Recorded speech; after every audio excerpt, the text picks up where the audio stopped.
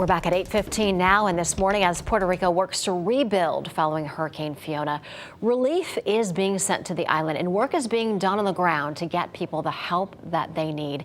Joining us right now live from Puerto Rico is Michelle Carlos. She's a medical advisor for the organization Direct Relief. Michelle, good morning. Thanks for being with us. I have to say, we know you're very busy, a lot of work to be done. We appreciate you taking the time to speak to us here in Connecticut. Thank you for having me. Good morning. Well, first off, where are you right now, Michelle, and what are things like there? What have you been seeing in the past 48 hours? Thank you. So I live in the metro area in Guaynabo, which is right outside of San Juan. The worst of the storm in Puerto Rico was felt in the central and southwestern part of the island, which is ironically not typically in the path of the storm. And there were areas of the southwestern part of the island that were affected even worse than during Maria, which took a different path throughout the island, although it was the worst category storm. Now, you work on the medical team, so what are some of the situations that you've been responding to and helping out with there? Direct Relief is an organization that has been in Puerto Rico in the past 5 years since Maria hit the island. And we have been working hard to bolster the federally qualified health center, community clinics, to be able to deliver care, especially in times like this of emergency. So we're getting information from our partners of what is needed. There's been some infrastructural damage, but the big deal here is the lack of power. 90% of Puerto Ricans are still without power. Direct Relief has worked hard to push forward with solar power installations in community clinics and the federally qualified health centers. So our main focus is to say that the people that most need have access to health care, whether it be emergency medical care or follow-up care for any chronic medical illnesses. And we're working hard to reestablish that or continue to bringing that to the people of Puerto Rico. Yeah, we've been hearing that the biggest concern is getting power back on. Are you getting any indication there when that might happen, when the conditions might be improving?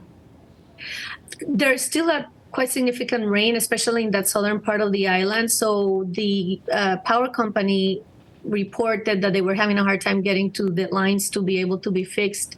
There was the good news that came out was that about 24 hours ago, the critical installations did get power back, which is the medical center, Centro Médico, which is the only tertiary hospital in the island.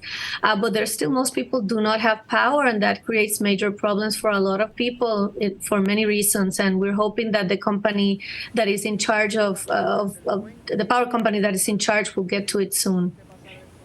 Now, here in Connecticut, there is a lot of support for Puerto Rico, a large Puerto Rican community here.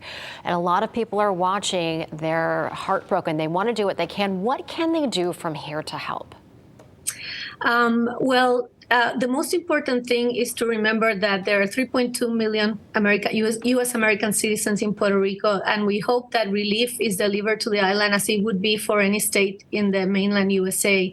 If you want to help, you can go on to directrelief.org. They have a Puerto Rico landing page where all of the initiatives that have been worked on for the past 5 years are listed, and you can decide whether you want to support one of these initiatives, whether it is critical infrastructure repair, whether it is mental health services, medical services for underserved renal patients, cancer patients. We have all sorts of programs to help bolster healthcare in Puerto Rico and access for those who most need it.